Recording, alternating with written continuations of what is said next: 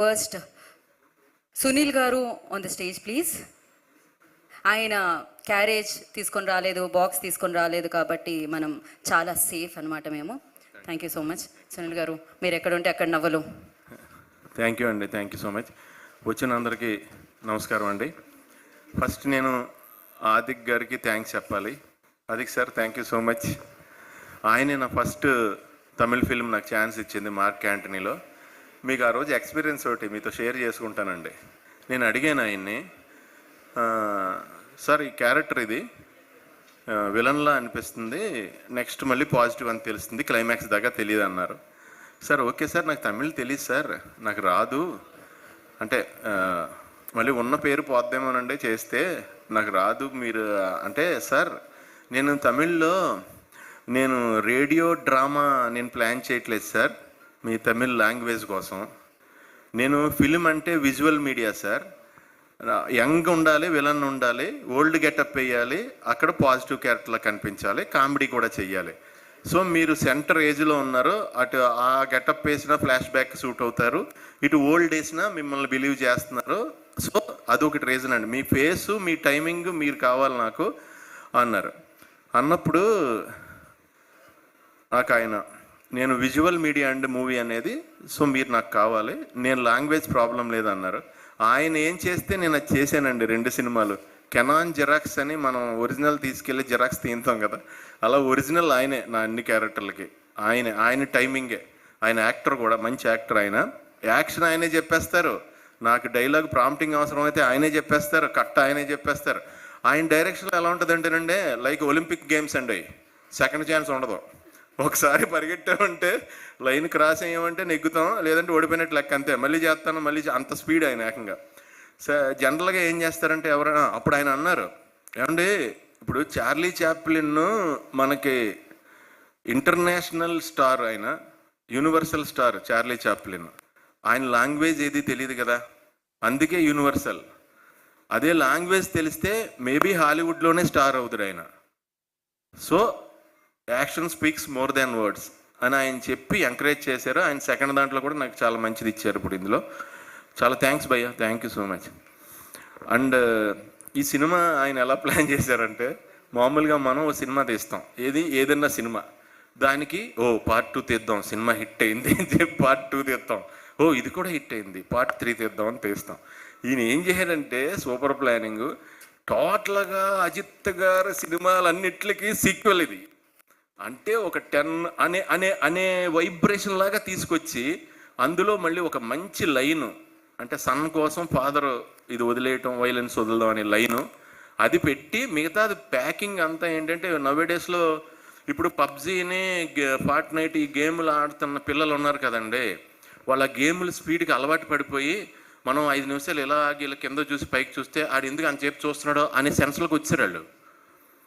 ఎప్పుడైనా ఏడుపు వచ్చినప్పుడు కొంచెం టైం పడుతుంది కదా, ఆడ క్యారెక్టర్ని బట్టి ఫీల్ అవుతాడు కదా, అంటే అంత చిన్న ల్యాగ్ కూడా they are not bearing. So వాళ్ళకి కరెక్ట్గా పర్ఫెక్ట్ డైరెక్టర్ ఆదిక్, ఎందుకంటే స్పీడ్ సినిమా ఎక్కడ ఆగదు. అండ్ ఇందులో కొత్త బ్లెండ్ ఏంటంటే, సాంగ్ పెట్టారు ఫైట్ సీక్వెన్స్లో, అంటే న్యూ బ్లెండ్ అది. ఓ రకంగా ఫైట్ సీక్వెన్స్లో సాంగ్ పెట్టడం అనేది కొత్త థాట్. అది చాలా బాగా అందరూ అక్కడ నేను వేరే సినిమా సెట్కి వెళ్ళినప్పుడు ఇప్పుడు పని చేస్తుంటే అందరూ వచ్చి, సార్ సూపర్ వర్క్ సార్, చాలా బాగుంది సార్, చాలా బాగా చేశారు, ఇక్కడ చాలా బాగుంది సార్ మూవీ అంటే చాలా హ్యాపీ ఫీల్ అయ్యానండి. నేను అప్పుడు చెప్పాను కదండి, మన గుడ్ బ్యాడ్ అగ్లీ షూటింగ్కి వెళ్ళినప్పుడే పుష్ప ఫంక్షన్లో చెప్పాను నేను, పుష్ప 2 అప్పుడు మిడ్ నైట్ మాకు ఎవరో తెలియకపోతే ఒక రెస్టారెంట్ ఓపెన్ చేసి మాకు భోజనం పెట్టారు. వాళ్ళు నన్ను గుర్తుపెట్టారు, వాళ్ళు పాకిస్తాన్ వాళ్ళు అంట, అంటే వాళ్ళను కూడా వాళ్ళతో మాకు ఫుడ్ పెట్టించింది మాట, అంటే ఈ బ్యానరే అది కూడా. అందుకు ఫస్ట్ టైం తమిళ్లో చేసినందుకు మైత్రి మూవీ మేకర్స్కి నిజంగా కంగ్రాట్స్ చెప్తున్నానండి. ఇలాగ మీరు ఇంకా చాలా పెద్ద పెద్ద హిట్ సినిమాలు చెయ్యాలి తమిళ్లో, యూనివర్సల్గా అన్ని లాంగ్వేజ్ల్లో మీరు చెయ్యాలి. సో ఇంకా జీవి ప్రకాష్ గారు సినిమాలో, ఒక సినిమాలో నేను యాక్ట్ చేశానండి, ఒక క్యారెక్టర్ యాక్ట్ చేశాను, చాలా మంచి ఫిలిం అది, మంచి క్యారెక్టర్ నాది కూడా. అప్పుడే ఆయనతో పరిచయం ఏర్పడింది.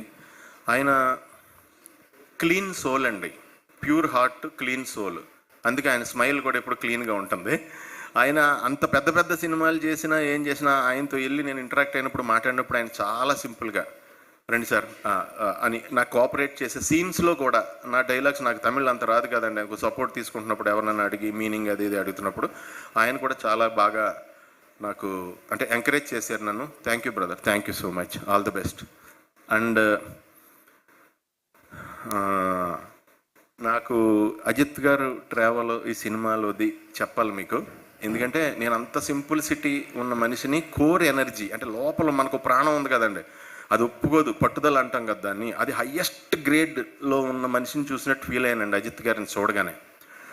ఆయన మీరు పొద్దున్నే 4 గంటలకి రన్నింగ్కి వెళ్తారంట కదండి చెప్పారు, మీరు రేపు వెళ్తున్నారా అని అడిగారు. సార్ వెళ్తున్నాను సార్ అన్న. నేను కూడా రావచ్చా అండి అన్నారు. సార్ అదేంటి సార్, తెలియదండి 4 గంటలు కదా ఎవరికి ఏం తెలియదు, నేను వస్తాను. సరే అని కేబీఆర్ దగ్గర నేను వెయిట్ చేశాను. ఆయన పక్కన డ్రైవర్ కూర్చున్నాడు, ఆయనే కార్ డ్రైవ్ చేసుకొచ్చారు, ఇంకెవరు లేరు వెనకాల, ఇంకెవరో ఏమీ సెక్యూరిటీ ఏమీ లేదు, ఒక్క ఆయన వచ్చేసారు అంతే. వచ్చేసారు, వెళ్దామండి అన్నారు. మేము 6 కిలోమీటర్స్ అంటే కాంబినేషన్ వాక్ కంచేపు జాగింగ్ కంచేపు అప్ వస్తే కొంచెం రన్నింగ్ చేసి అలా చేసాం. అయిపోయిన తర్వాత సార్ ఇంకొక హాఫ్ రౌండ్ వేద్దాం అన్నారు. సార్ నేను ఇప్పుడు 9 కిలోమీటర్స్ చేయలేదు సార్ అన్నాను. పర్లేదండి మన ఇద్దరం కలిసి ఉన్నాం కాబట్టి ఇప్పుడు మాట్లాడుకుంటుంటే తెలియదు అన్నారు. సరే అని ఇంకో 3 కిలోమీటర్స్ ఏం లేవండి, 9 కిలోమీటర్స్ వాకింగ్ చేసాం. తర్వాత లొకేషన్కి మనకి మియాపూర్ అవతలకి వెళ్ళాలి, అక్కడ లొకేషన్కి 1.5 hour ఆయన కార్ డ్రైవ్ చేశారు, నేను కూర్చున్నా పక్కన.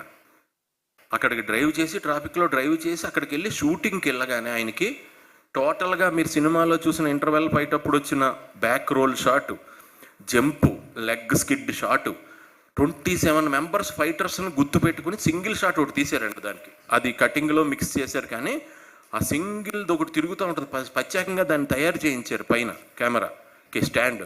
అది అలా రొటేట్ అవుతుంటే ఈయన గుర్తు పెట్టుకుని 27 మెంబర్స్తోని ఫైట్ చేయాలి, సాయం దాకా చేశారు. మళ్ళీ 1.5 hour ఆయనే డ్రైవ్ చేసుకొచ్చారు వెనక్కి. అంటే అంత ఎనర్జీ నేనైతే ఎక్కడా చూడలేదు.